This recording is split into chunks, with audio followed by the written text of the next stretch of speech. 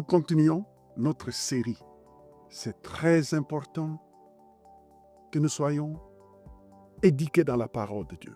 Vous savez, David avait fait une prière. Qu'est-ce qu'il a dit? Il a dit, Seigneur, ouvre les yeux de mon cœur afin que je contemple le merveille qui se trouve dans ta parole.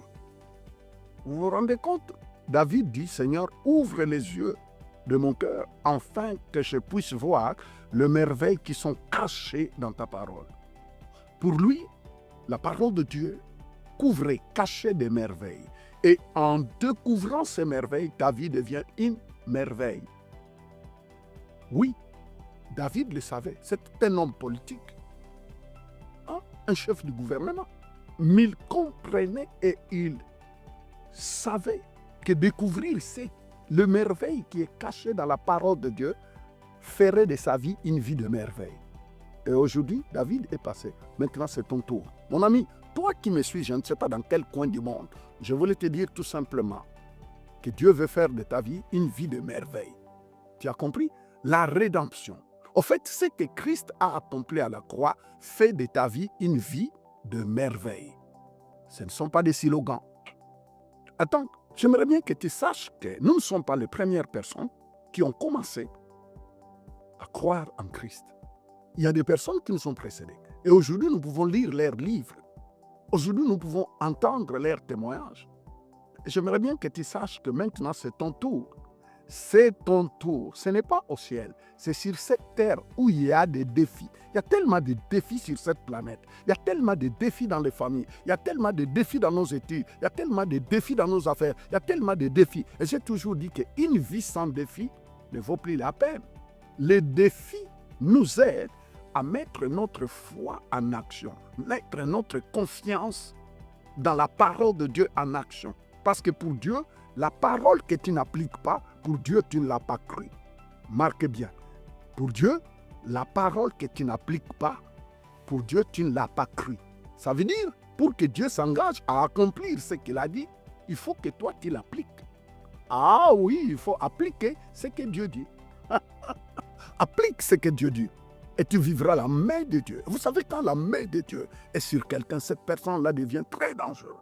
Faites attention de te mettre sur son passage. Faites attention de tenter de bloquer sa vie. Mais, Saint-Esprit, aide-moi. Les amis, j'aimerais bien vous dire que la Bible dit que l'Éternel, le Dieu que nous servons ne change pas.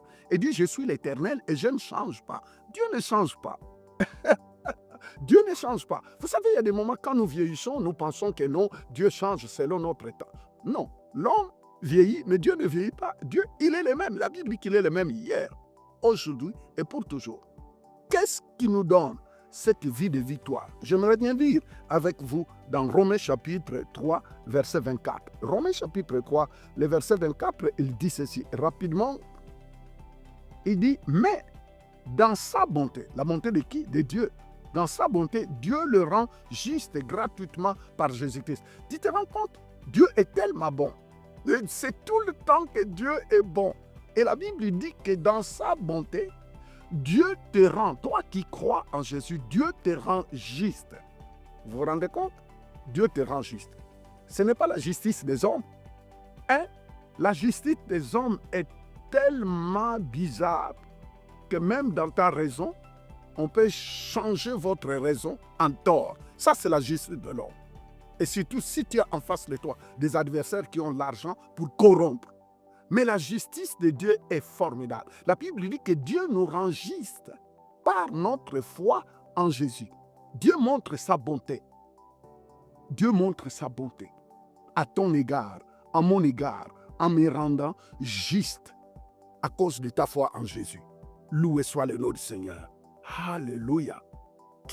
La Bible dit qu'il nous libère. Il nous libère du péché. Vous voyez un peu la justice de Dieu. Dieu nous libère. Dieu fait de toi.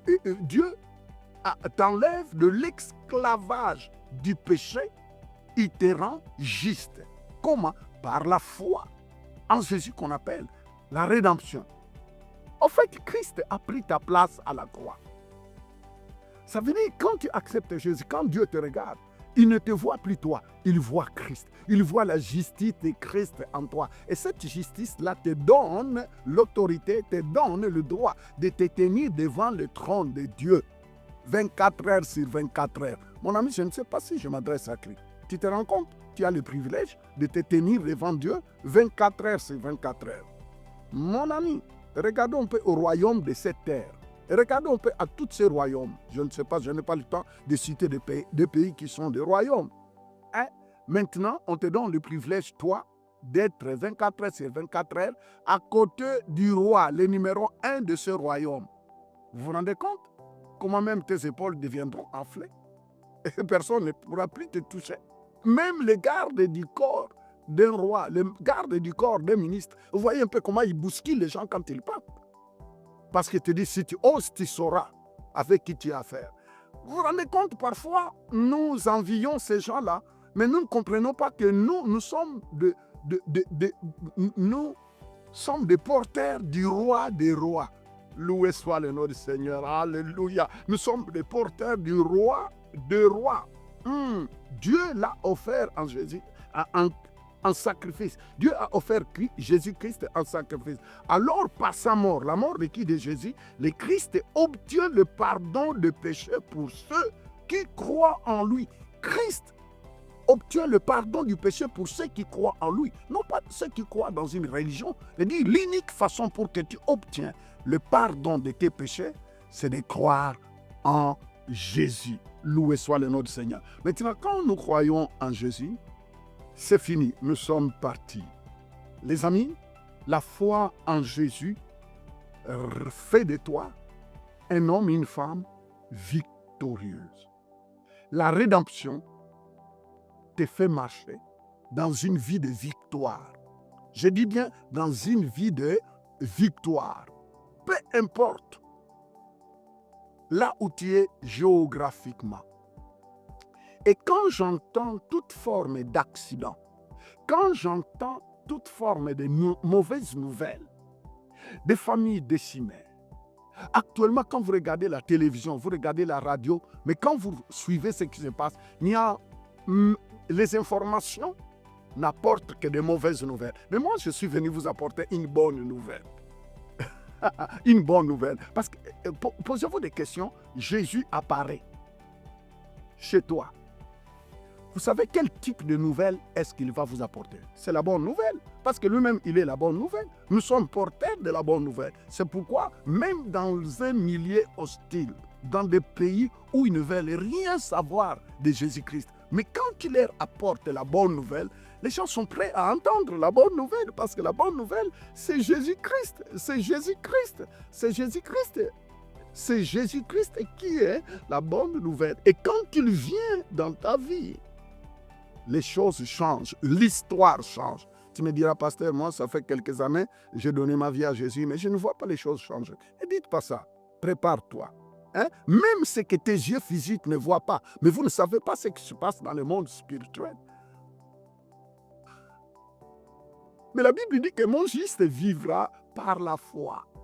Faites confiance au Seigneur, parce que le déclenchement, c'est déjà fait dès le jour que tu as dit oui à Jésus. Dès le jour que tu as accepté la rédemption, l'œuvre de la croix, les choses ont pris une autre tournure.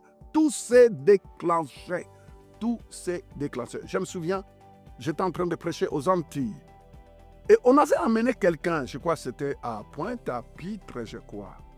On avait amené quelqu'un, un monsieur, je crois que de 28 ans, qu'on transportait sur les dos par sa maman. Un monsieur de 28 ans. Vous voyez un peu comment le monde est terrible. Alors, c'est sa maman qui l'a transporté sur le dos.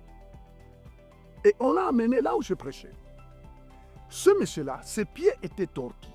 Il ne pouvait pas se tenir debout et il ne pouvait même pas marcher. Alors, il devrait se tremper, se tirer à terre. Mais au moment où j'étais en train de prêcher, justement, je venais de terminer mon message et je commençais à prier pour le malade. Le monsieur s'élève par la puissance du Saint-Esprit et il commence à bouger ses pieds et il commence à marcher. Vous savez, c'est là où je peux voir les gens pleurer. C'est parce que quand Jésus vient, le royaume de Satan doit prendre la porte. Mon ami, ce qui nous manque, c'est la foi. Et parfois, c'est l'ignorance. Est-ce que vous savez que le plus grand ennemi que nous avons, c'est notre ignorance. L'ignorance tue. L'ignorance, c'est un ennemi qu'il faut bâcler, qu'il faut briser. L'ignorance. La Bible dit, mon peuple périt faute de connaissances. L'ignorance, et le diable se cache sur l'ignorance. Tu vois, il te dit, tu peux aller à l'église, mais ne crois pas trop dans ce qu'il dit, parce que ton cas est compliqué, ton cas est difficile. Il n'y a pas de cas compliqués, il n'y a pas de cas difficiles. Écoutez-moi bien, je reviens encore dans mes en direct, je reviens. Ah, il faut que les choses bougent. Oh, le royaume de Dieu est en toi. Et possédant le royaume de Dieu en toi, les choses prennent une autre tournure. Ton histoire commence à changer dès maintenant. Donc maintenant, si toi, tu n'as jamais donné ta vie à Jésus, vous savez tout ce que nous sommes en train de dire ici, c'est d'être en Christ. C'est de dire oui à Jésus. Et quand tu dis oui à Jésus, tu es né dans la famille de Dieu. Et quand tu es né dans la famille de Dieu, les choses bougent. Je vous dis, les choses bougent. Ça fait des années, ça fait des années que j'ai donné ma vie à Jésus. J'ai pu voir la main de Dieu travailler dans ma vie personnelle. Et vous savez, les défis, on en a tous les jours. Peu importe le niveau de l'onction que tu peux avoir. Les défis ne manqueront jamais. Je vais vous dire que le même Dieu-là qui nous donne la victoire en chaque défi, il est capable de le faire dans ta vie. S'il vous plaît, vous pouvez nous suivre en direct. En direct. Nous vous aimons beaucoup. Et si tu n'as jamais donné ta vie à Jésus, commence d'abord par dire « Jésus vient dans ma vie ». Parce que dès que tu dis « Jésus vient dans ma vie », mon ami, en disant « Jésus vient dans ma vie », je t'accepte comme le Seigneur et le Sauveur de ma vie, directement, les choses se déclenchent. Je le vis à Honduras. Je vis cela à El Salvador. Je vis cela à Nicaragua. Je vis Dieu en action à Panama, dans plusieurs pays, en Amérique centrale.